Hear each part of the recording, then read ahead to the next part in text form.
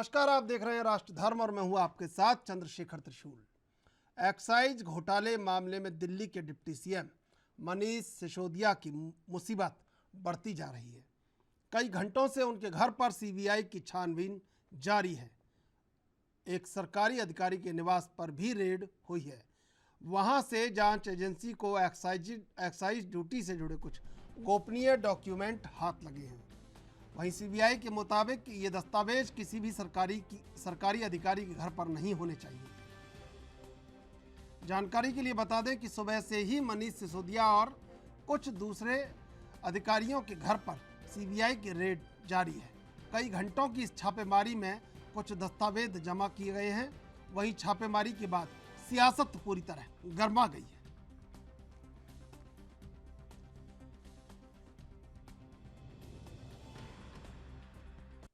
आज मनीष सिसोदिया को दुनिया का सबसे अच्छा शिक्षा मंत्री घोषित किया गया, लेकिन उसके घर सीबीआई पहुंच के रेड मारने के लिए। तो अड़चनें बहुत आएंगी। पिछले 7 साल में भी कोई आसान काम नहीं था न्यूयॉर्क टाइम्स के फ्रंट पेज पे आना और दिल्ली के अंदर शिक्षा क्रांति करना। पिछले 7 साल में भी मनीष जी के ऊपर न जाने कितनी बार रेड हुई है। ये पहली रेड नहीं है, पहले भी कई बार रेड कर चुके, कई झूठे केस कर चुके मनीष जी के ऊपर, मेरे ऊपर कई बार रेड कर चुके, सतिंदर जैन पे, कैलाश गहलोत पे, हमारे कितने लोगों पे ये लोग रेड कर चुके। कुछ नहीं मिला, अभी भी कुछ नहीं मिलेगा। तो सीबीआई अपना काम कर रही है, उसे घबराने की जरूरत नहीं है। सीबीआई को हम अपना काम करने दें। उनको ऊपर से आदेश हैं कि भाई इनको तंग करना है, ऊपर से आदेश हैं, अड़चने अड़ाओ। अड़चने आएंगी, काम नहीं रुकेगा। अड़चनों से काम किसी भी हालत में रुकने देना नहीं है।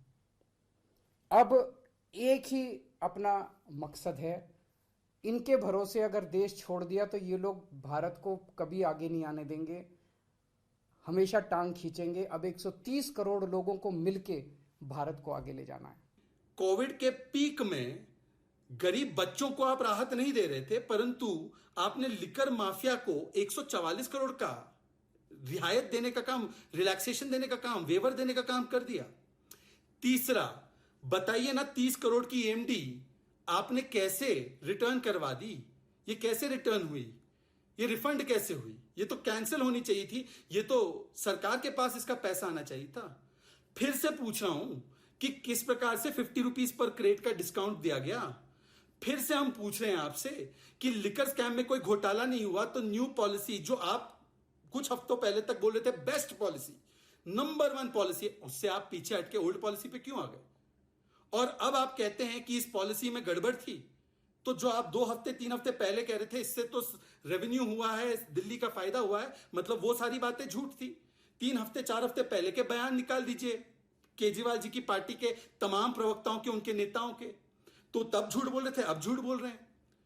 सवाल यह है कि आपने किस प्रकार से, जब कैबिनेट ने मनीष सिसोदिया जी को कहा ही नहीं कि डिसीजंस ले सकते हैं, उनको ऑथराइज नहीं किया था, तो कैसे वो ले रहे थे?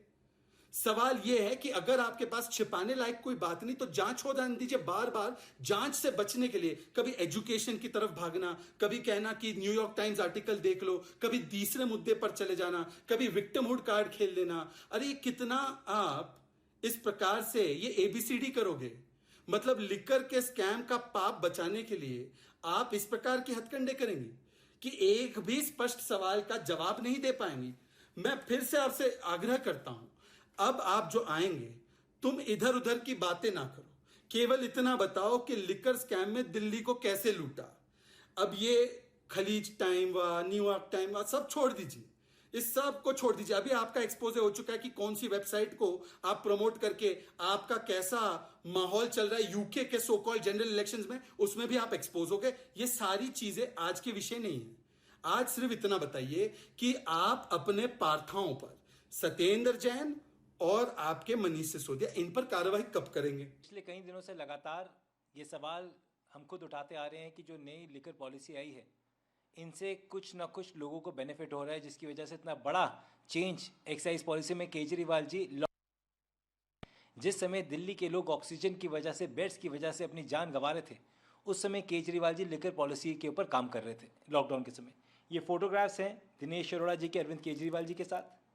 ये सर्वेश मिश्रा हैं जो कि मनीष सिसोदिया जी के ओएसडी हैं। ये पूरे लिकर गैंग के साथ बैठे हैं और ये खुद मनीष सिसोदिया जी, दिनेश अरोड़ा जी के साथ में, ये इन तीनों को आके सामने बताना चाहिए कि इनके क्या रिश्ते इन लोगों के साथ हैं। दिल्ली के अंदर 3-3 बजे तक लिकर को अलाउ करना, रेस्टोरेंट्स के अंदर, टेरेस गार्डन के अंदर पहले ओपन एरिया में अल्कोहल नहीं सेल कर पाते थे, उसको अलाउ करना, एज घटानी, ये सारे के सारे दिल्ली के लिकर माफिया को फ़ायदे पहुंचाने के लिए केजरीवाल जी काम कर रहे थे। केजरीवाल जी के इलेक्शन मैनिफेस्टो में कहीं पे भी मेंशन नहीं था कि वो लिकर पर काम करेंगे। उन्होंने घर घर पानी का नल देने की बात करी थी। केजरीवाल जी ने गली गली शराब माफिया की मदद करने की बात नहीं करी थी। ये बहुत बड़ा जांच का विषय है कि ऐसा क्या प्रेशर इन लिकर माफिया का केजरीवाल जी के ऊपर था कि केजरीवाल जी आम आदमी पार्टी की विचारधारा छोड़ के शराब माफिया की विचारधारा पर काम कर रहे हैं। इन संस्थाओं ने अपना चरित्र खो दिया, इनकी दिशा तय होती है और ये हम सब जानते हैं कि कहाँ से होती है, क्यों होती है, उसके निहितार्थ क्या है। लेकिन महत्वपूर्ण ये है कि आम आदमी पार्टी को भी ये तय करना होगा कि जब विपक्ष के दूसरे नेताओं पर जब छापे पड़ते हों तब आप भी बोलना सीखिए। आज तो हम बोल रहे हैं ना आपके लिए, लेकिन जब दूसरों पे होता है तो आप चुप्पी साध लेते हैं। तो इस तरह से एकांगी सोच से किसी को कुछ नहीं हासिल होगा। हम सबको एक संदेश देना है कि पॉलिटिकल बैटल पॉलिटिकली लड़ी में सत्तासीन सरकार नहीं लड़ना चाहती है। इनको अपना आनुषंगिक संगठन बना लिया है ईडी, आईटी, सीबीआई को। सर, मुझे याद है पंजाब में जब कांग्रेस के नेताओं के खिलाफ जब कार्रवाई हो रही थी तो आम आदमी पार्टी के नेता इन्हीं सेंट्रल एजेंसीज के सपोर्ट में थे। लेकिन आज यही लोग कह रहे हैं, सिसोदिया जी कह रहे हैं कि हमने स्कूल बनवाए, वर्ल्ड क्लास फैसिलिटीज़ दी, बच्चों का भविष्य बना रहे हैं। अरविंद केजरीवाल कह रहे हैं कि न्यूयॉर्क टाइम्स में जो है हमारी खबर छपती है एजुकेशन पॉलिसी को लेकर के और उसी दिन डेट हो जाती है। देखिए, मैं सीधे तौर पे मानता हूँ कि जब किसी भी विपक्ष के दल पे नेता पे अगर हो तो एक दूसरे को बोलना होगा, एक दूसरे की जुबान खोलनी, क्योंकि एक पैटर्न तो देखा है ना हमने कि फलाने नेता पर छापे पड़े, फलाना नेता या चिलाना बनते हुए शाम को बीजेपी में शामिल हो गया या 2 दिन बाद, फिर उसके बाद कोई चर्चा भी नहीं होती है कि उन मुकदमों का, उन आरोपों का क्या हुआ। तो ये अपने आप में कानून के राज के नाम पर एक बहुत बड़ा धब्बा है और इसलिए विपक्ष के तमाम दल एकांगी दृष्टिकोण से निकल करके एक दूसरे के लिए बोलना सीखे। अवाम भी बोलेगी और फिर इन संस्थाओं की, संगठनों की जो रही सही इज्जत है वो धूल दूसरी। आज सुबह से डिप्टी सीएम, दिल्ली के डिप्टी सीएम मनीष सिसोदिया के घर पर सीबीआई के छापे जारी और सियासत भी इस पर पूरी तरह गरमाई हुई। न्यूयॉर्क टाइम्स का जिक्र भी दिन में बराबर आता रहा, उसमें एक खबर छपी थी, उसको भी आधार बनाया गया। बीजेपी ने उस पर भी हमला बोला कि ये खबर विज्ञापन की तरह है, जिस पर न्यूयॉर्क टाइम्स का भी स्पष्टीकरण आ गया है। उन्होंने भी साफ कहा कि हम निष्पक्ष पत्रकारिता करते हैं। दिन भर से मामला गरमाया हुआ और कुछ ही देर पहले एफआईआर की कॉपी भी आ गई है, जिसमें धारा 120 बी और 477 ए, ये 2 धाराओं का उल्लेख किया गया है। 15 लोगों के नाम एफआईआर में शामिल किए गए हैं।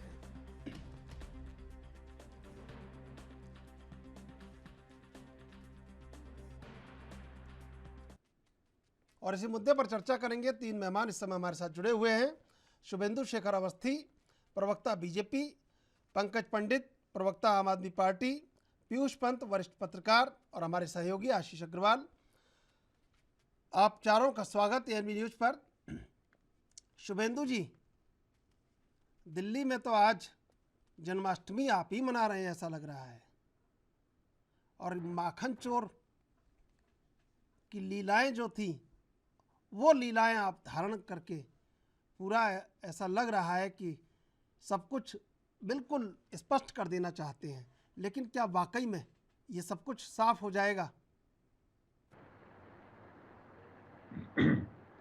देखो त्रिशूल जी, जो लोग बड़े को अपने आप को बड़ा कट्टर ईमानदार समझते हैं और वो ऐसा दिखाते हैं कि हमने बहुत बड़ा ईमानदारी से काम किया, तो जब उनके सामने सीबीआई या ईडी आती है तो विरोध क्यों करते हैं?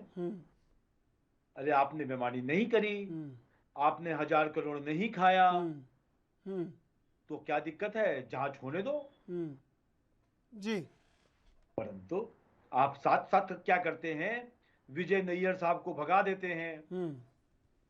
आप दिनेश अरोड़ा जी को, चीका रेस्टोरेंट वाले जो पैसा कलेक्ट करते हैं, उनको दिल्ली से बाहर निकाल देते हैं।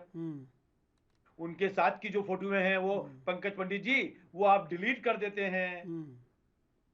तो क्वेश्चन तो पूछा जाएगा, और जब ये क्वेश्चन पूछा जाएगा तो ये जरूर पूछा जाएगा कि किसने 30 करोड़ रुपए कितने पैसे लेके माफ कर दिए। 144 करोड़ का जो इल्जाम लगाया गया है, वो तो 144 करोड़ की पॉलिसी आने के बाद का इल्जाम है, जिसमें आपने बियर की जो इंटरनेशनल बियर्स थी उसके ऊपर माफ कर दिया बिना किसी से पूछे हुए। पर 1000 करोड़ का वो भी इल्जाम आएगा जब आपने सरकारी दुकानें बंद कर दी और ये कहा कि अब सरकारी दुकानें नहीं मिलेंगी और प्राइवेट लोग बेचेंगे। जिस रेट में बेचेंगे उनको बेचने दो, एक के साथ एक फ्री बेचो। और आप तो कहते थे 10,000 करोड़ हम कमा लेंगे, 80% बढ़ा देंगे, 80% कम कर दिया आपने।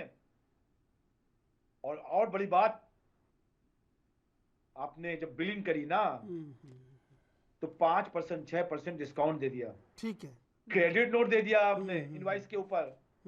वो कैसा पैसा कैश में ले लिया, अभी आने दो, कल पता चलेगा। और हमने एक शराब मंत्री के घर पे जो रेड हुई है उसकी बात करी है।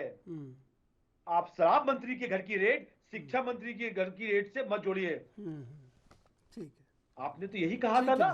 ठीक है कि हमारे हर्षवर्धन, ये हमारे ये जो जैन साहब है, इतना बढ़िया उन्होंने मोहल्ला क्लिनिक बना दिया, सत्येंद्र जैन जी ने। ठीक है भाई, ठीक है। उनको जेल भेज रहे हो। ठीक है शुभेंदु जी, अब तो याददाश्त चली गई। शुभेंदु जी, वो याददाश्त लाइए, शुभेंदु जी, वरना मनीष सिसोदिया जी की भी याददाश्त जाएगी। ठीक है भाई, ठीक है। पंकज पंडित जी, बड़ा अफसोस होता है, अवाम अपने 2 जून की रोटी में उलझी है और लगातार ये कहा जा रहा है कि देश आगे बढ़ गया, लेकिन अफसोस इस बात का कि राजनीति महज शराब के ठेकों तक पहुंच पाई।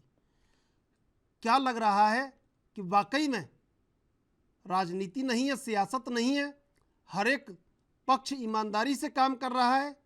और अगर वाकई में ईमानदारी है तो फिर आपके आरोप, तमाम तरह के आरोप, ये बीजेपी को भी नज़रअंदाज नहीं करने चाहिए कि आखिर क्यों बार बार ऐसा हो रहा है कि विपक्ष ही घिरा हुआ है तमाम तरह की रेड से।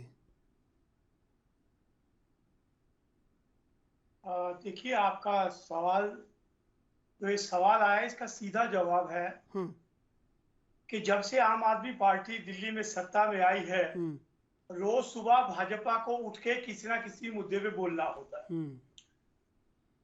और मैं आपको स्पष्ट बोल दूं, हमने शिक्षा और स्वास्थ्य के मुद्दे पे दिल्ली में लगातार 2 बार सरकार बनाई। पंजाब में हम कब्जा कर रहे हैं और पूरे हिंदुस्तान में हम सबसे तेजी से बढ़ने वाली राजनीतिक पार्टी है।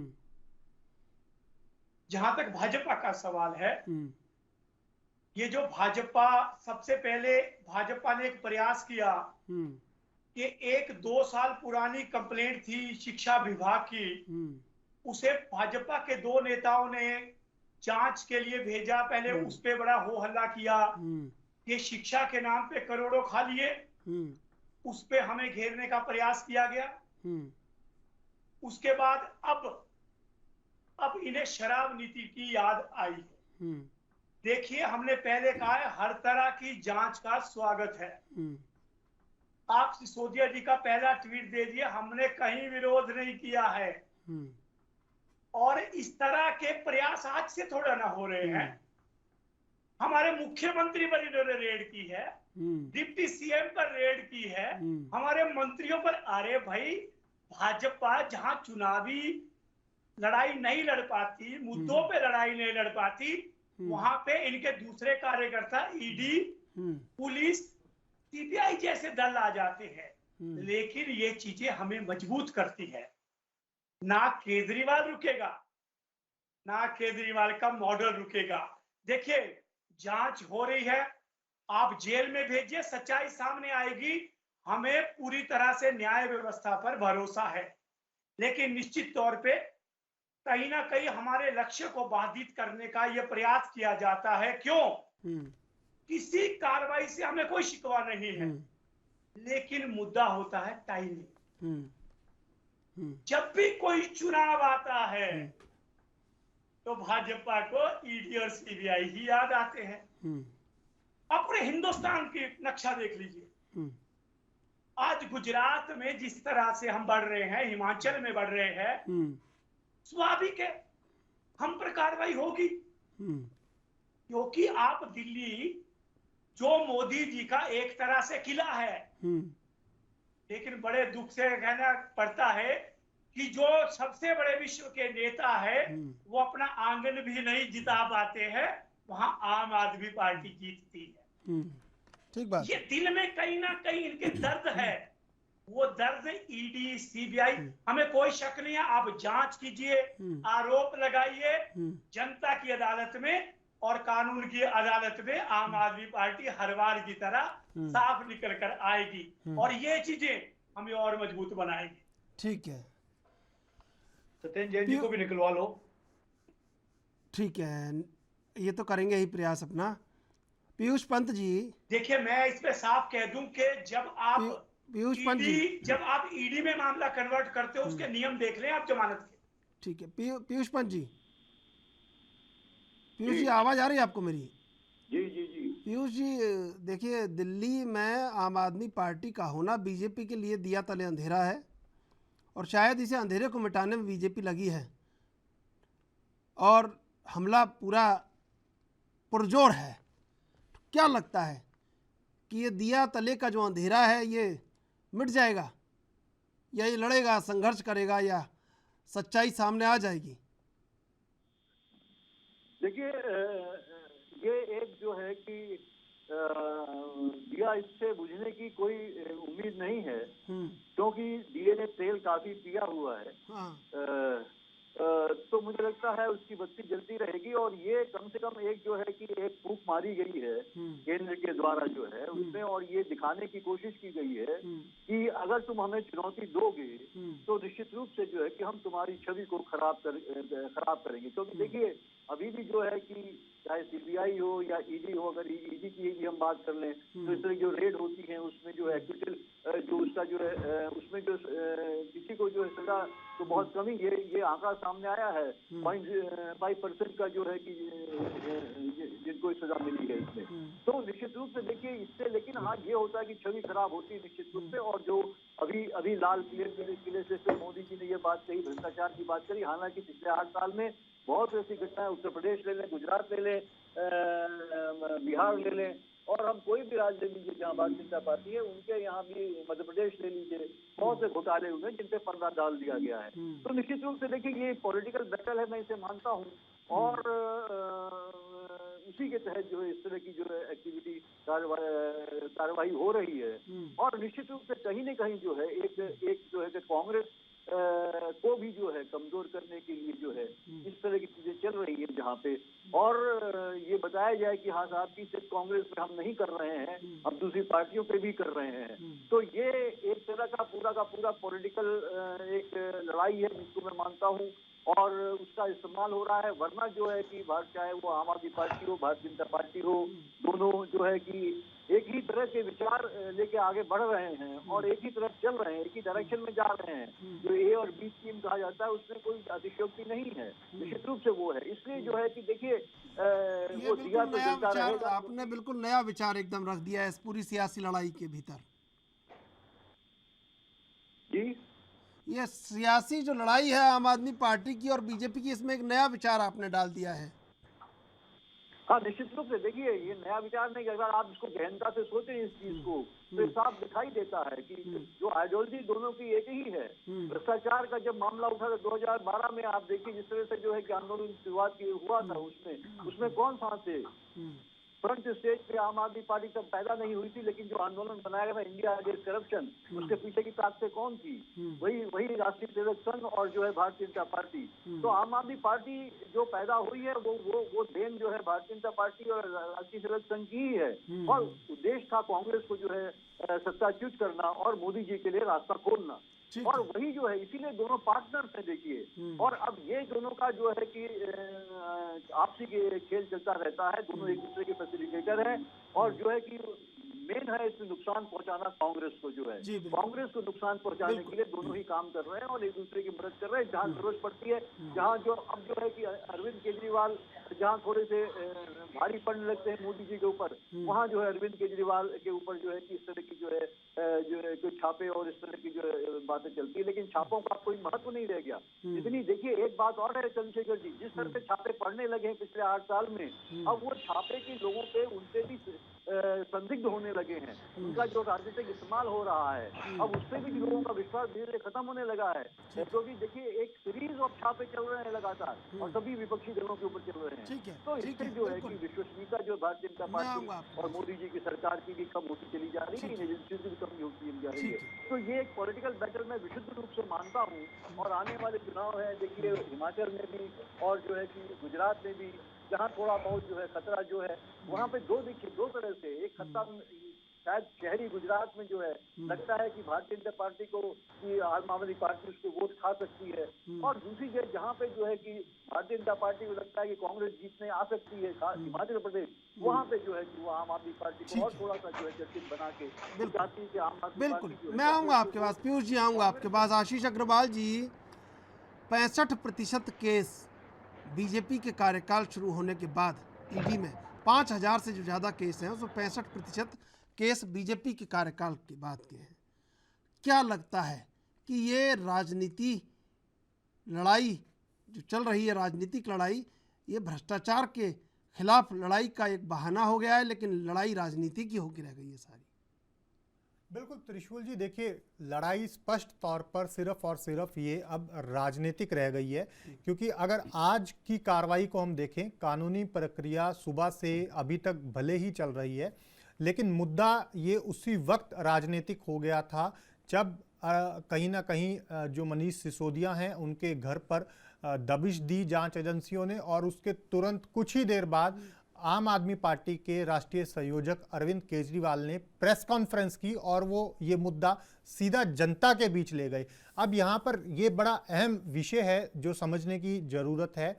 अरविंद केजरीवाल और आम आदमी पार्टी के तमाम नेता कहीं ना कहीं जनता के बीच इस मुद्दे को इसलिए ले जाने का शायद प्रयास कर रहे हैं ताकि जनता को ये विश्वास दिलाया जा सके कि आम आदमी पार्टी और आम आदमी पार्टी के नेता गलत नहीं है, उनकी नीतियां गलत नहीं है।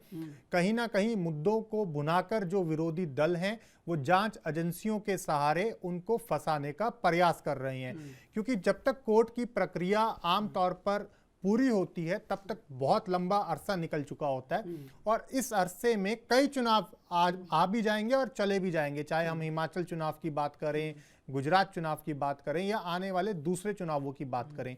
तो ऐसे में जनता इसको किस तरीके से लेती है ये बड़ा अहम विषय है। अगर जनता का झुकाव आम आदमी पार्टी की तरफ हो गया तो कहीं ना कहीं स्वाभाविक तौर पर इसका फायदा आम आदमी पार्टी को मिलेगा, और अगर जनता ने इसको इस एंगल से ले लिया कि शायद वाकई में भ्रष्टाचार है तो हो सकता है उसका नुकसान भी हो। तो ऐसे में आम आदमी पार्टी के लिए मुझे ये लगता है कि कहीं ना कहीं ये बड़ी चीज है कि जनता की नज़रों में हम कहीं ना गिर जाएं और जनता की नज़रों में जो हमारी कहीं ना कहीं चीज़ें हैं वो मजबूत बनी रहें, और उसका नुकसान आम आदमी पार्टी को किसी भी राजनीतिक चुनाव में ना हो। इसको इस समय कहीं ना कहीं ज़्यादा फोकस किया जा रहा है, क्योंकि कानूनी प्रक्रिया है वो चल रही है, उससे कहीं ना कहीं शायद नेताओं को, चाहे वो किसी भी राजनीतिक दल के नेता हों, उनको ये अंदाज़ा भी होता है और उनको ये लगता भी है कि आज नहीं तो कल हम इससे शायद बाहर आ जाएंगे, इससे पार पा लेंगे। कुछ समय की मुश्किलें होती हैं, जिस तरीके से आज दबिश दी है जांच एजेंसियों ने, तो आज से कहीं ना कहीं मुश्किलें शायद शुरू हो भी गई हैं ऐसे नेताओं पर, या सत्येंद्र जैन की भी हम बात कर रहे थे। लेकिन बड़ा फोकस जो मैं आपको बता रहा हूं बार बार, बड़ा फोकस यही है कि चुनाव में जनता इसको किस तरीके से लेती है, ये जरूरी है। बिल्कुल। शुभेंदु जी, अब आगे क्या होगा? एफआईआर में 120B का उल्लेख है, 477A का उल्लेख है और बहुत 15 अधिकारियों के नाम हैं। आगे क्या होगा? क्योंकि अरविंद केजरीवाल कह चुके हैं कि आने वाले समय में CBI ED मनीष सिसोदिया को भी गिरफ्तार करेगी। ये तो पहले ही कह चुके हैं, इसमें नई बात क्या है? देखिए, एक तो इसमें 16 लोगों के जो नाम हैं उसमें एक नाम मनीष सिसोदिया का है जी। और वो सरकारी IAS बाबू जिन्होंने मनीष सिसोदिया जी के कहने पर टेंडर में चेंज किए और जिसके कारण दिल्ली सरकार को नुकसान हुआ, उनका नाम है। और उससे ज्यादा जो उनका नाम है जिन्होंने दिनेश अरोड़ा, विजय नैयर, जिन लोगों ने केजरीवाल जी के लिए 1000 करोड़ रुपए इकट्ठा किए, अब इनके ऊपर जांच हो रही है। और इस जांच में मैं एक बात कहना चाहता हूं कि कट्टर ईमानदार लोग एक तरफ तो ये कह रहे हैं कि हम इस जांच का स्वागत करते हैं, वहीं दूसरी तरफ अपने कार्यकर्ता गुंडों को भेजकर उनके घर के सामने हुड़दंग मचाते हैं। मेरा ये कहना है पीयूष पंत जी को भी कि आप खाली एक डायरेक्शन से मत देखा करो। मैं लगातार टीवी चैनल्स पर आपको देखता हूं कि कोई दूसरा तरीका भी तो होगा, कुछ दूसरे डायरेक्शन से भी तो देख लिया करो।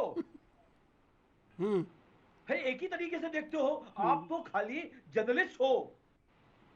मैं तो एक डायरेक्शन से देख सकता हूं, पर आपको तो सभी एंगल देखने चाहिए। सत्येंद्र जैन जी को जब पूछताछ की जा रही है कि शेल कंपनियों में पैसा आया, जिन्होंने भेजा उन्होंने कहा हमने भेजा, पैसा कैश में लिया और शेल कंपनियों में डाला, और एक भी प्यून नहीं है उस कंपनी में। और 300 करोड़ की प्रॉपर्टी, 350 करोड़ की प्रॉपर्टी, 200 एकड़ लैंड आइडियल इंफ्रास्ट्रक्चर खरीद लेता है। और जब पूछा जाता है तब वो कहते हैं कि मेरी याददाश्त चली गई है कोरोना में। तो ये बात भी तो बोलो पीयूष जी, पंकज जी नहीं बोलेंगे तो समझ में आता है। पर आप तो पत्रकार हो, बोला एंगल भी बोल दिया करो कभी, हम समझ ले। अब देखो 4 बार सत्येंद्र जैन जी के लिए बेल के लिए कहा और फिर कोर्ट ने क्या कहा कि इनके ऊपर जो साक्ष्य मिले हैं वो बहुत गंभीर हैं, इनको बेल नहीं दी जा सकती। ये तो न्यायपालिका ने कहा है, हमने तो नहीं कहा, हमारी सरकार तो नहीं है वो, तो भी नहीं आपने बोला एक बार भी। उस दिन भी केजरीवाल यही कह रहे थे कि इनको तो पद्म विभूषण देना चाहिए, पर आप जेल भेज रहे हैं। क्या मोहल्ला क्लिनिक हेल्थ में काम किया है? तो जनाब थोड़ा सा तो न्यूट्रल होके रहो आप लोग। दूसरा चीज मैं ये कहता हूं कि न्यूयॉर्क टाइम में करणदीप जी ने एक आर्टिकल लिखा, आप पीछे के 5 आर्टिकल जो भारत के लिए लिखे हैं वो पढ़ लीजिए, या उन्होंने जो आज तक आर्टिकल लिखे हैं भारत के लिए, जिसके लिए ये कह रहे हैं केजरीवाल कि फ्रंट पेज में 8वें पेज पर झूठ तो कम से कम जनता के सामने मत बोलो। इंटरनेशनल जो 8वां पेज है उस पे आया है फोटो। वो पंकज पंडित जी जिस स्कूल की फोटो लगाई है वो बता दो क्या आपका दिल्ली का स्कूल है? कितना मजाक करोगे लोगों के साथ? कहाँ का स्कूल, ये भी खुलासा कर दीजिए, खुलासा बता दीजिए कहाँ का स्कूल है भाई? मयूर विहार का साइट नंबर 2 का स्कूल का फोटो लगाते हो और वहां पे छपवाते हो। और केजरीवाल जी को मालूम था कि 15 अगस्त के बाद किसी दिन भी गिरफ्तार किए जाएंगे, क्योंकि हम 15 अगस्त सबको बराबर बनाना देना चाहते हैं स्वतंत्रता के हिसाब। अब आप कह तो रहे हैं आपके मनाने देना चाहते हैं, इसलिए आपके हाथ में ही तो है कुछ सब कुछ भाई। नहीं मैं भैया मैं ये शुभेंदु कह जी, रहा ये हूं तो आपने कहा कि है ये अभी, केजरीवाल जी ने खुद कहा है ये तो आपने भी कहा भाई, और कहा कि इनको जेल होगा, तो ये हम तो आपने केजरीवाल कहा जी की है, बात को समझ रहे इसका हैं। मतलब आपके हाथ में है। केजरीवाल जी ने बहुत पहले कह दिया हमारे कहने नहीं से। नहीं नहीं, देखिए आपने कहा ये कि कह हम रहा बनाने देना चाहते हैं। मैं तो ये ठीक है, हम तो चाहता कह रहे हैं हूँ, यार, आप मैं तो जवाब ये दो। चाहता हूँ हर एक भ्रष्टाचारी 15 अगस्त क्यों मनाए, उसको जेल में होना चाहिए। आप क्यों मनाने देना चाहते हैं भाई? तो फिर जनाब सुनिए, मामला गड़बड़ है, मैं तो कह रहा हूँ मामला कोई गड़बड़ नहीं है। देखो गड़बड़ है त्रिशूल जी भाई। बात समझो, हाँ, त्रिशूल जी बात आप समझो, कह गए बात बात कारण में, क्या है? रवानी रवानी में बात कह कुछ गए नहीं आप है। भाई शुभेंदु जी। देखो मैं नहीं, देखो त्रिशूल जी मैं हम कोई बात बात का गलत नहीं बतंगड़ कहता। नहीं बना रहे, लेकिन कह गए आप, कभी कभी नहीं, सच हो जाता बात है। का बतंगड़ नहीं है। हम्म, 15 अगस्त ऐसा दिन है हम्म, जिसको केजरीवाल जी 26 जनवरी कहते हैं। हम्म, एक कहा इन्होंने अंशुल गर्ग, हम्म, जिनके पिता कारपेंटर हैं, हम्म, पता लगा हार्डवेयर की दुकान चलाते हैं। हम्म, ऐसी ऐसी चीजें झूठे बोलते हैं चैनलों पे आके। हम्म, और जब ये न्यूयॉर्क टाइम का पेड न्यूज हम्म, कह रहे हैं कि जैसे एएनआई होती है, सौरभ भारद्वाज जी बोले हम्म। भैया कोई अच्छा न्यूयॉर्क ठीक है, टाइम मैं कोई आऊंगा आपके न्यूज पास, डिस्ट्रीब्यूटर। मैं आऊंगा आपके पास। अभी लेंगे एक छोटा सा ब्रेक, ब्रेक के बाद फिर हाजिर होंगे।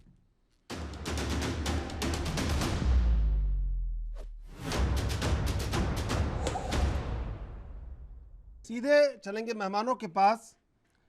तो शुभेंदु जी, ये तो आपने तय कर ही रखा होगा, जैसा कि आप कह रहे हैं, कौन 15 अगस्त मनाएगा, कौन 26 जनवरी मनवाएगा, कौन कैसे दिवाली मनाएगा, कौन होली मनाएगा, तो ये तय हो रखा है क्या?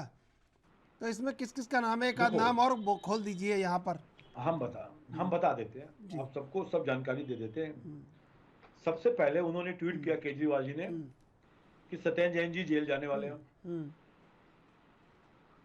हमको पता लग गया कि भैया जेल जा रहे हैं, क्योंकि भैया ये सब पैसा इकट्ठा हुआ होगा, तो केजरीवाल जी को भी मालूम होगा। फिर उन्होंने जैसे ही जेल गए, उसके बाद उन्होंने ट्वीट कर दिया कि अब मनीष सिसोदिया जी की बारी है। तो देखो ये सब तो इन्फॉर्मेशन वही दे रहे हैं हमको कि किसको किसको जेल जाना है, और कैसे पता है उनको, ये भी बता देता हूँ। उनको मालूम है कहाँ कहाँ से गड़बड़ करके हमने पैसा कमाया है। पंजाब के लिए 1000 करोड़ रुपए जो उन्होंने खर्चा किया, वो कहाँ से पैसा आया है? नहीं, उसमें फिर पीयूष पंत जी इसका वाला जवाब एंगल है। भी, पीयूष पंत जी वाला एंगल भी उसमें आ जाता है कि क्या पता कांग्रेस को समाप्त करने के लिए कुछ हो रहा हो ऐसा। मैं आऊँगा आपके पास। पंकज पंडित जी। अरे वो तो खाली स्वयंभू नेता बनते हैं अपने आप को। कौन? पीयूष पंत जी तो अरविंद पत्रकार हैं। केजरीवाल की पूरे देश में नहीं, कोई नहीं, बचा ही नहीं, नहीं, पीयूष- हमारे अलावा कुछ है ही नहीं। अरे पीयूष भाई की बात फिर नहीं कह रहा मैं, तो केजरीवाल इतना की बात कर रहा हूं। लगातार तो मुख्यमंत्री बने हुए हैं ना, और बिल्कुल आपके अरे पड़ोस तो में बने बने हुए रहेंगे। हैं। सब मीठा मीठा खाएंगे, कुछ नमकीन भी खाना चाहिए। हाँ, और बताइए आप, एक मुख्यमंत्री और बना लिया उन्होंने तो। पंकज जी, ठीक है, समय के साथ। पंकज जी देखिए, पता है सब कि क्या होना है, तो ये कैसे पता है सब? ये पता होने का लोगों को भी पता चलना चाहिए, ये पता कैसे है? देखिए, आपके सवाल का जवाब मैं दूंगा। आप एक अलग एंगल बताता हूँ। ये 2 चुनाव है, गुजरात और हिमाचल, और इन दोनों में प्रतिष्ठा दांव पे लगी है बीजेपी के टॉप 3। माननीय नरेंद्र मोदी जी हैं, अमित शाह जी, जगत प्रकाश नड्डा जी का होम जो स्टेट है वो है हिमाचल, और गुजरात मोदी जी और अमित शाह जी के साथ। आम आदमी पार्टी ने जब यहाँ और जिस हिसाब से हमें मिल रहा है, जब हमने वहाँ हेल्थ की बात आवाज, बैकग्राउंड से आवाज आ रही है किसी की, आप थोड़ा डाउन करवा दीजिए जी।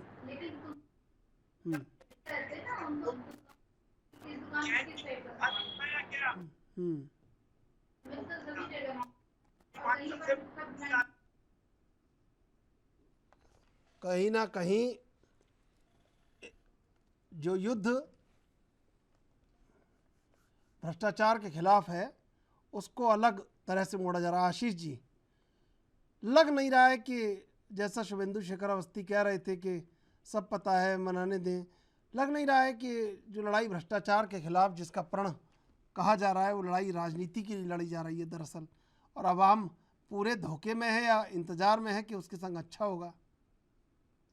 बिल्कुल त्रिशूल जी, देखिए कहते हैं ना कि धुआं वहीं उठता है जहां आग लगी हो, और कहीं ना कहीं चाहे बातों बातों में गलती से ही सही बीजेपी के जो प्रवक्ता हैं वो ये कहीं ना कहीं चाहे इशारों में ये मान ही गए या कह ही गए कि 15 अगस्त से पहले भी शायद ये कार्रवाई हो सकती थी, लेकिन क्योंकि 15 अगस्त मनाने देना चाहते थे इसी वजह से इस कार्रवाई को डिले किया गया।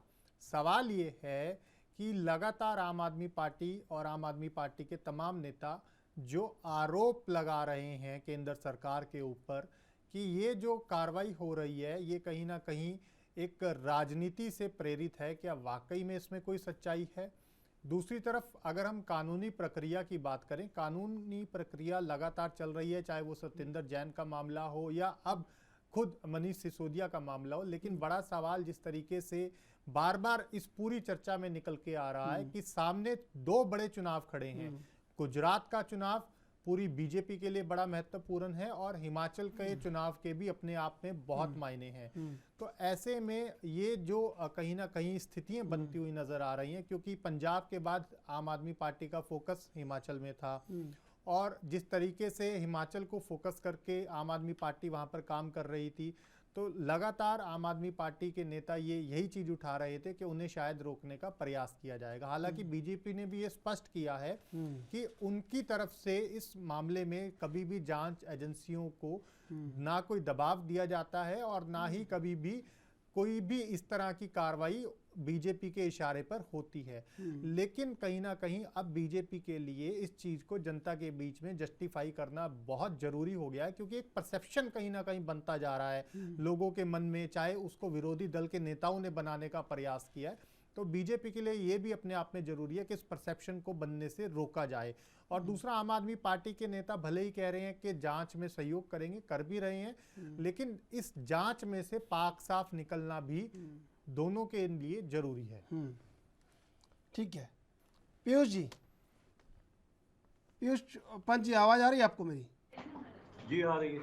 पीयूष पंत जी, क्या लगता है कि ये लड़ाई पूरी तरह से सियासी हो गई है और इसमें अब वर्चस्व खोजा जा रहा है, वर्चस्व को देखा जा रहा है, और शायद जो नैतिकता है या जो सिद्धांत है राजनीति के वो गौण हो गए हैं? देखिए चंद्रशेखर जी, निश्चित रूप से देखिए, आप याद कीजिए कि 2014 में जब मोदी जी आए थे उसके पहले जो है भ्रष्टाचार को एक मुद्दा बनाया था और कांग्रेस के खिलाफ जो है भ्रष्टाचार के मुद्दे को उछालते हुए जो है लगातार जो है मोदी जी ने अपने लिए जो है सत्ता में आने का रास्ता प्रशस्त करवाया था, जिसमें आम आदमी पार्टी जो उस समय पैदा तो नहीं हुई थी, लेकिन इंडिया अगेंस्ट करप्शन नाम के एक आंदोलन के तहत जो है एक फैसिलिटेटर का काम किया था। तो और आज फिर जो है देखिए, आज 8 साल बाद जो है जब जो है कि मोदी जी तमाम तरह की चीजें कमजोर पड़ चुके हैं, क्योंकि जो भी उन्होंने वादे किए थे पूरे नहीं हुए, चाहे नौकरियां हो, चाहे वो जो है 15 लाख का वादा हो, चाहे वो जो है कि लोगों को जो है राहत देने की बात हो, महंगाई की बात हो, वो कहीं न कहीं जो हर तरह असफलता को देखते हुए फिर उन्होंने अभी 15 तारीख को जो है कि लाल किले से ये बात कह दी। कोई किसी इस बात को नहीं छुआ कि कितने रोजगार देगी उनकी सरकार आने वाले दिनों में और कितनी राहत देगी महंगाई से, लेकिन उन्होंने फिर भ्रष्टाचार की बात करी और इस तरह का कोशिश करी कि हम ही जो है वो जो है कि भ्रष्टाचार नहीं है और बाकी सब जो है विपक्षी दल जो है वो भ्रष्टाचार में लिप्त हैं। और भ्रष्टाचार के खिलाफ लड़ाई का फिर उन्होंने एक बात कही, लोगों के सामने ये बात रखने की कोशिश करी। लेकिन सवाल ये है कि आप जिस भ्रष्टाचार की बात कर रहे हैं तो उसमें जिसको आप भ्रष्टाचारी कह रहे हैं तो वो उसके छींटे आपके ऊपर भी आएंगे, क्योंकि आप उसके दूध के धुले नहीं है उसमें। आप चाहे भारतीय जनता पार्टी के तमाम राज्य देख लीजिए, उनकी सरकारें नहीं दूध का उदाहरण मत दीजिए, दूध पे जीएसटी लगा हुआ है, और कुछ कह दीजिए, पानी वानी का जिक्र कर दीजिए, दूध का जिक्र मत कीजिए। निश्चित रूप से अब और आज जन्माष्टमी भी संदेह के घेरे में है कि दूध दही सब पे, माखन सब पे जीएसटी लगा हुआ है। शुभेंदु जी, ये तो ठीक है ना भाई? नहीं, मैं ठीक है, चलिए आपकी बात बिल्कुल सही है, क्यों क्योंकि जो जीएसटी का चल रहा है, प्रकोप चल रहा है, हाँ। उसके तहत जो है कि आदमी का जो है नहीं कि नहीं जो है मूलभूत चीजें पीयूष जी बड़े लंबे समय पत्रकारिता कर चुके हैं, अब नई कहावतें गढ़नी होंगी आपको, दूध के धुले की जगह कुछ और बोलना होगा। देखिए पानी की भी समस्या है। हाँ, इसीलिए मैं कह रहा हूँ कुछ और नई बात कुछ निकालनी होगी इसके लिए, कहावतें। मैं आऊँगा आपके पास। हाँ, दिल्ली है। शुभेंदु जी, ये तो नई कहावतें गढ़नी होगी ना कि दूध के धुले हुए या पानी के धुले हुए, क्योंकि अब तो पानी भी महंगा है और दूध पे जीएसटी लगा हुआ है। मैं हालांकि मुद्दे को अलग नहीं ले जा रहा, लेकिन वो जिक्र चला तो फिर आ गया आपके ऊपर। आजकल क्या है कि मैं वही जवाब हाँ, कुछ चीज़ें दिल्ली आपके में ऊपर तो आ पानी जाती भी हैं बड़ा कुछ। मटमैला हो गया है। हाँ यमुना भी मैली हो गई है। हाँ। तो उसका भी धुला, उससे भी धो नहीं सकते हम। हवा से धो नहीं सकते, पोल्यूशन सबसे ज्यादा है दिल्ली में। तो मैं ये कह रहा हूँ कि इसको धोने की जरूरत नहीं है, प्रूव करने की जरूरत है। और ये सबको मालूम था, केजरीवाल जी को भी मालूम था और आम जनता को भी दिल्ली का मालूम था। जिस दिन एलजी जी ने सीबीआई इंक्वायरी को रिकमेंड किया था कि कहीं ना कहीं कभी ना कभी ये सब इंफॉर्मेशन आएंगी और इनकी जांच होगी, इसलिए केजरीवाल जी भी लगे हुए थे कि किस तरीके से हमारा भी एक आर्टिकल आ जाए और हम दुनिया को बता सकें कि कितना बड़ा नेता है हमारा। और करणदीप सिंह जी के लिए, हमने करणदीप जी के लिए जो बताया है, उनके कैसे आर्टिकल रहे हैं, पिछले 15 आर्टिकल्स उनके देख लीजिए। और यही तो देखिए एक सबसे बड़ी समस्या, आशीष जी मैं आ रहा हूँ, एक सबसे बड़ी समस्या पता है क्या हो गई इस समय देश में, कि आपने जो निर्धारित कर दिया वही राष्ट्रवाद है, बाकी सब राष्ट्र तो है। इस थोड़ा सा ये बात सुनो चितुल जी, जवाब सुनो। हाँ, यदि राष्ट्रवाद की बात कर रहे हैं तो किसी को हमेशा हमारी गलती दिखाई देती हो देश की, उसने कभी एक बार चर्चा नहीं करी कि 200 करोड़ लोगों को वैक्सीनेशन हो गया, 200 करोड़ वैक्सीनेशन हो गए, उसने कभी चर्चा नहीं करी। हाँ, ये उपलब्धियों के आंकड़े डरा देते हैं ना, 80 करोड़ लोगों को राशन और 200 करोड़ वैक्सीन। ये मैं बिल्कुल, पंकज जी क्या लग रहा है, पंकज जी क्या लग रहा है, इतने राष्ट्रवाद का मुकाबला कैसे करेंगे आप बताइए। देखिए मुझे लगता है सबसे बड़ा खतरा ही भी हमसे है, क्योंकि ये एकमात्र पार्टी है जो शहीद भगत सिंह के सिद्धांतों पे चलती है और तिरंगा लेकर के यात्रा करती है। हमारी के सिद्धांतों में भी चलते हैं हम, हर तिरंगा लगाना पड़ गया इनको। देखिए मैं साफ कहता हूँ, देश हित की बात जहां भी होगी अच्छी बात है, हम भी तिरंगे की बात कर रहे हैं, भाजपा भी कर रही है। देखिए देश के कर रहे हो, जितना राष्ट्रवाद मजबूत होगा नहीं, बात है। ये चलिए देखिए, अगर राष्ट्रवाद की कॉपी हो रही है ना शुभेंदु जी, तो ये अच्छी बात है भाई, तो ये अच्छी बात है। यही वही तो राष्ट्रवाद है। जो पंजाब के आपका भाई देखिए, बीजेपी का कार्यकर्ता तिरंगा लेके निकले तो राष्ट्रवादी, कांग्रेस का निकले तो देशद्रोही, आम आदमी पार्टी का निकले तो भ्रष्टाचारी।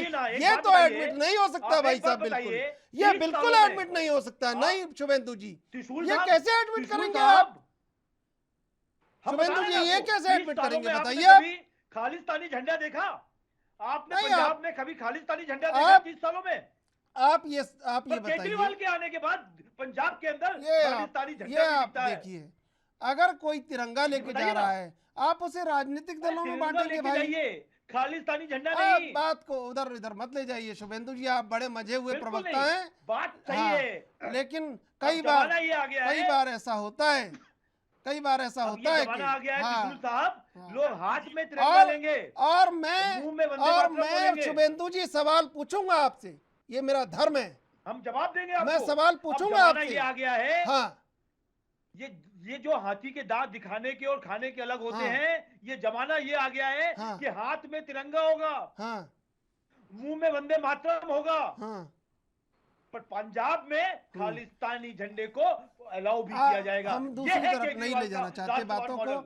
आशीष जी क्या लग रहा है कि सियासत हर एक दौर में हावी रही, उसको समझा नहीं गया और आवाम को उससे कोई लेना देना है नहीं, लेकिन क्या वाकई में, मैं बहुत आपसे गहरा सवाल पूछ रहा हूं पीयूष जी, मेरे सवाल का जवाब मन से दीजिएगा, शुभेंदु जी आप भी दीजिएगा, पंकज जी आप भी दीजिएगा।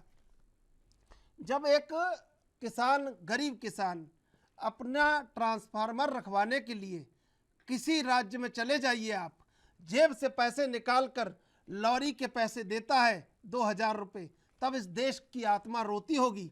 जब कोई सरकारी फाइल के लिए कहीं 1500 रुपये देता है ज़बरदस्ती, तब देश की आत्मा रोती होगी।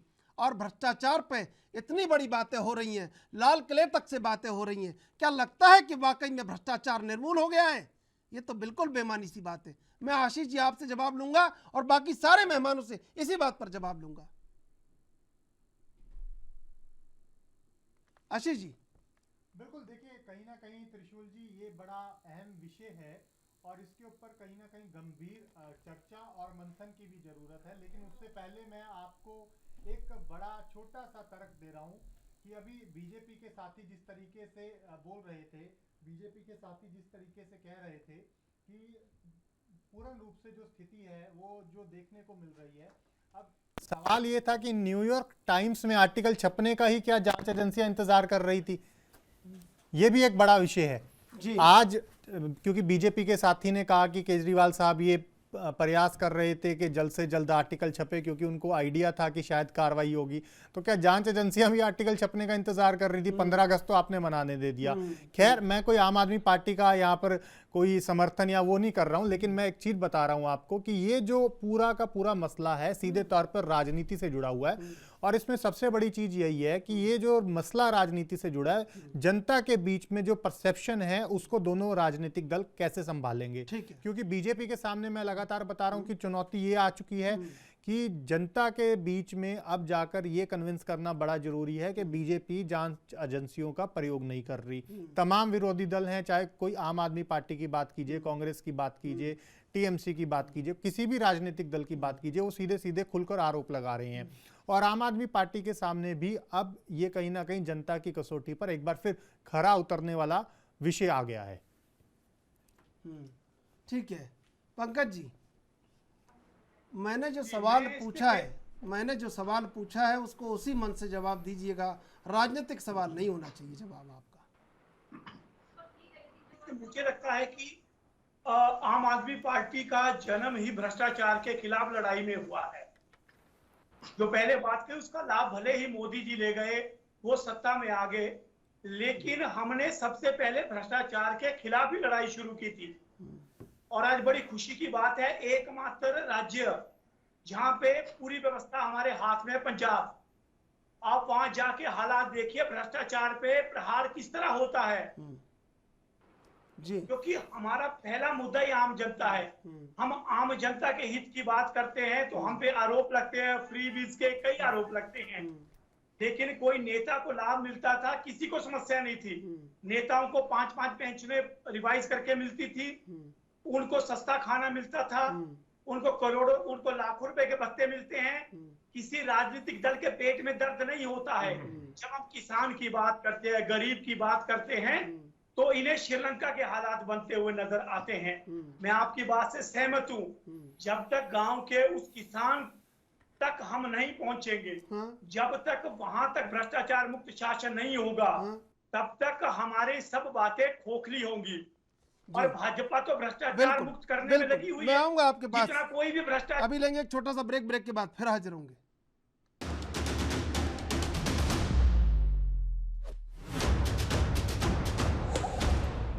सीधे चलेंगे मेहमानों के पास। पंकज जी, संक्षिप्त जवाब दीजिए, समय समाप्त हो रहा है, फिर मैं आगे भी चलूंगा।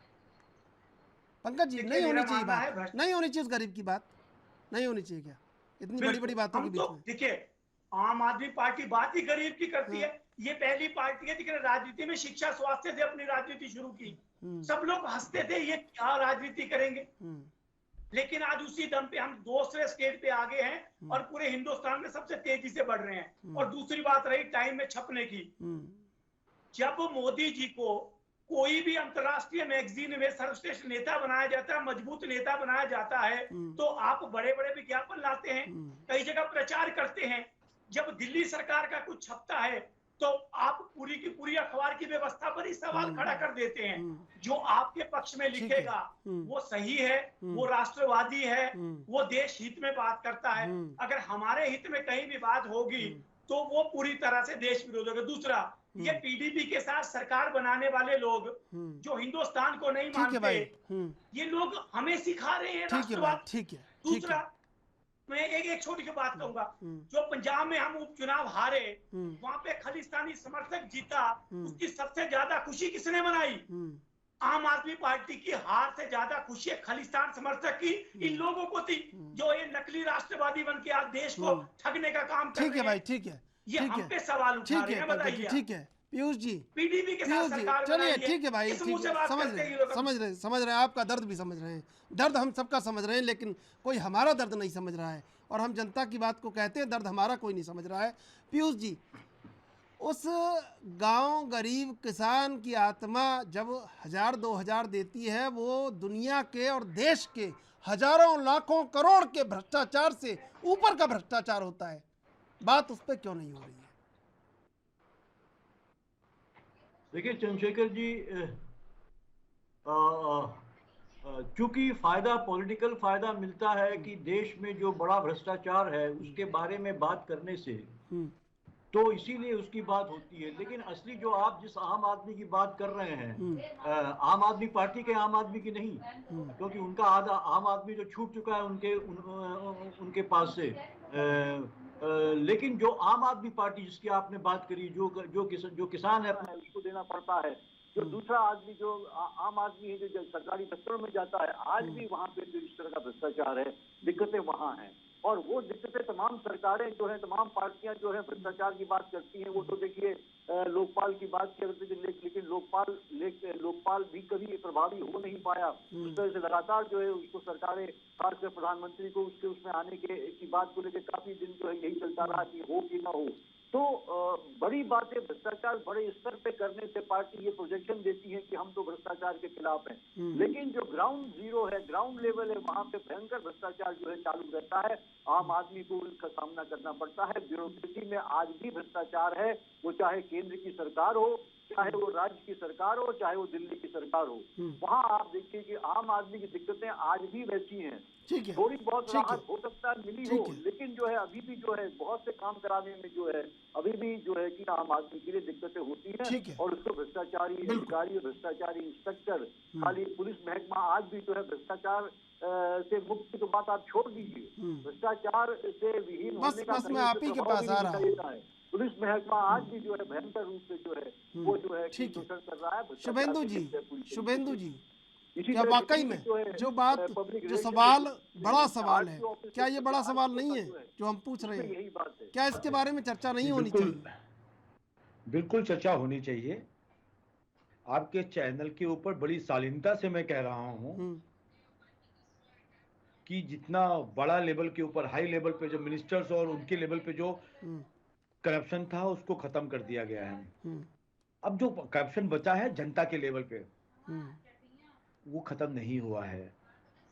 वो चाहे कांग्रेस की सरकार रही हो, चाहे आम आदमी पार्टी की दिल्ली की सरकार हो या पंजाब की सरकार हो, इसको हमें सब लोगों को मिलकर, चाहे वो आम आदमी की सरकार हो, आम आदमी पार्टी की सरकार हो, बीजेपी की सरकार हो या कांग्रेस की सरकार ही क्यों ना हो, इन सबको निचले स्तर पे, मैं देखो जो आपने प्रश्न किया कि 2000 रुपए देता है, 1000 रुपए देता है, मिलकर खत्म करना चाहिए। और मैं राजनीति से ऊपर बढ़ के कह रहा हूं कि बड़े लेवल पे तो राजनीति, हमने करप्शन खत्म किया है और कोई भी कर सकता है, पर जब नीचे के लेवल के ऊपर करप्शन नहीं खत्म करने में हम लोग सक्सेसफुल नहीं है और कोई भी पॉलिटिकल पार्टी नहीं है, उसको खत्म करने के लिए हम सबको प्रयास करना चाहिए। ठीक है, बिल्कुल, कहीं ना कहीं। लेकिन चंद्रशेखर जी जो है, चंद्रशेखर जी जो अभी जो है कि अवस्थी जो बात कर रहे हैं ऊपर के लेवल पे करप्शन, वो भी कहाँ कम हुआ है। आप देख लीजिए 5G का मसला ही उठा लीजिए आप, 5G का मसला क्या है ये? आप जो है 1.5 लाख करोड़ में केस ले रहे हैं, ये क्या है? जो गुजरात में जो कंपनियां 8 साल में एक केस भी बता दो ना। आपका जो आप कर्ज माफ कर रहे हैं, जो तमाम लोगों के 12 लाख करोड़ के कर्ज माफ किए जा रहे हैं, वो क्या है? वो भ्रष्टाचार नहीं है क्या? चलिए, समय समाप्त हो रहा है। पंकज जी कुछ कहना चाह रहे हैं, कह दीजिए, जल्दी जल्दी कह दीजिए एक बार जी पंकज तो जी। ये ऊपर का भी भ्रष्टाचार खत्म नहीं हुआ। हाँ, डिबेट में आप ले आते हैं एक्शन लेके, ठीक है, ईडी और ठीक है, समय समाप्त हो रहा है, लेकिन सभी मेहमानों का धन्यवाद, अवस्थी जी, पीयूष पंत जी, पंकज पंडित जी, आशीष अग्रवाल जी। लेकिन जो बात भ्रष्टाचार की होनी चाहिए वो नहीं हो रही है, और बात सिर्फ सियासी वर्चस्व के लिए भ्रष्टाचार की लड़ाई लड़ी जा रही है। कहीं ये दिख नहीं रहा है कि जमीन से भ्रष्टाचार को खत्म करने का प्रण किसी के भीतर दिखता हो। बहरहाल देश विदेश की ताज़ा तरीन खबरों के लिए आप देखते रहिए ANB न्यूज।